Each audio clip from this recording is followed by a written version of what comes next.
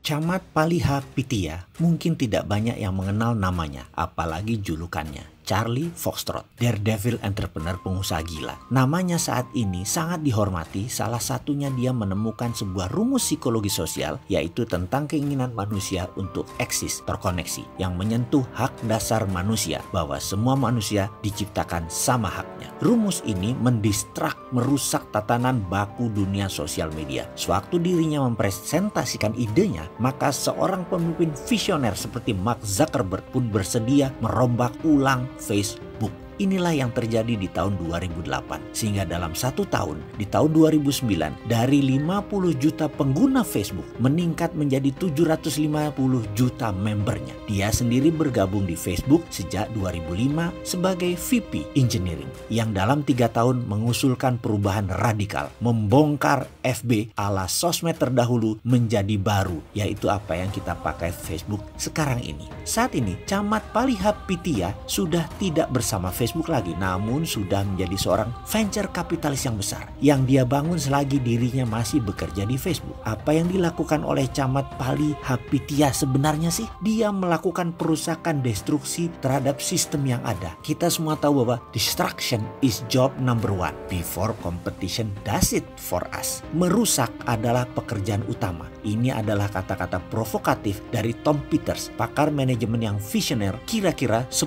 tahun yang lalu. Tugas utama pemimpin bisnis adalah merusak bisnis. Sekilas pernyataan ini gendeng, tapi coba kita lihat. Pernyataan Tom 1 dekade lalu ini terbukti benar adanya. Menurut Tom, kini seorang pemimpin bisnis memang tak cukup lagi hanya piawai membangun bisnis. Dia juga harus piawai merusak bisnis. Steve Jobs piawai merusak Apple dari Apple 1.0 yang hampir bangkrut menjadi Apple 2.0 yang gagah perkasa dengan iPod, iPhone, atau App Store-nya. Di Indonesia, kita punya Ignatius Jonan yang piawai merusak KAI 1.0 yang lelet menjadi KAI 2.0 yang gesit. Helmi Yahya merusak TVRI 1.0 yang kuno dan tidak menarik dalam hanya 2 tahun menjadi naik 300 share ratingnya seperti saat ini, TVRI 2.0. Sebaliknya, perusahaan-perusahaan yang dulu hebat seperti Kodak, GM, General Motor, Nokia, Sony terus-menerus babak belur mengalami kemunduran karena tidak kunjung menemukan CEO yang mampu merusak fondasi model bisnis yang kini sudah tidak relevan lagi. Karena itu seorang CDO, Chief Destruction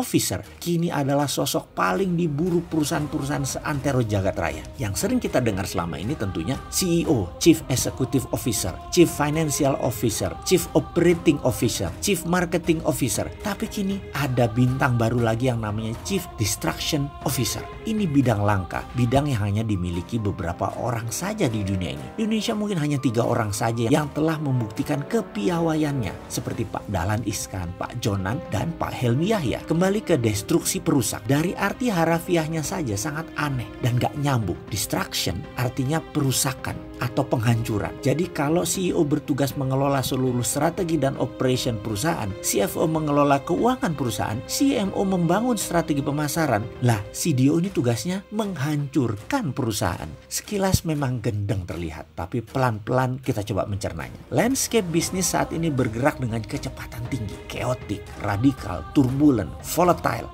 uncertain, unpredictable, dan banyak lagi istilah yang digunakan menggambarkan keadaan saat ini. Landscape bisnis yang bergerak dengan super cepat ini bukannya tanpa resiko dan berbahaya. Bahayanya sangat-sangat besar. Mau contoh, layanan surat pos mati dimakan killer apps baru seperti email, WhatsApp, ATM, Kodak yang lebih 100 tahun perkasa kemudian dihabisi oleh layanan foto sharing yang diberikan perusahaan startup anak kemarin sore seperti Instagram dan lain sebagainya. Toko kaset legendaris Aquarius di Mahakam Blok M favorit saya itu dibunuh platformnya oleh iPod Store dan podcast. Untuk bisa survive di tengah perubahan yang chaotic tersebut, kuncinya terletak pada satu kata, penghancuran. Untuk sukses di era yang cepat seperti ini, kita tak boleh segan-segan menghancurkan sendi-sendi kesuksesan masa lalu kita. Break with the immediate past. Kenapa? Karena barangkali formula dan sendi-sendi kesuksesan tersebut sudah tidak relevan lagi sekarang. Ke depan, bagaimana dengan bisnis Anda para sahabat? Kalau bisnis model tidak cocok lagi lagi dengan masa kini dan masa depan, segera hancurkan, kemudian bangun kembali organisasi Anda tersebut dengan cepat. Kita tak perlu ragu untuk menghabisi model bisnis lama yang sudah tak relevan lagi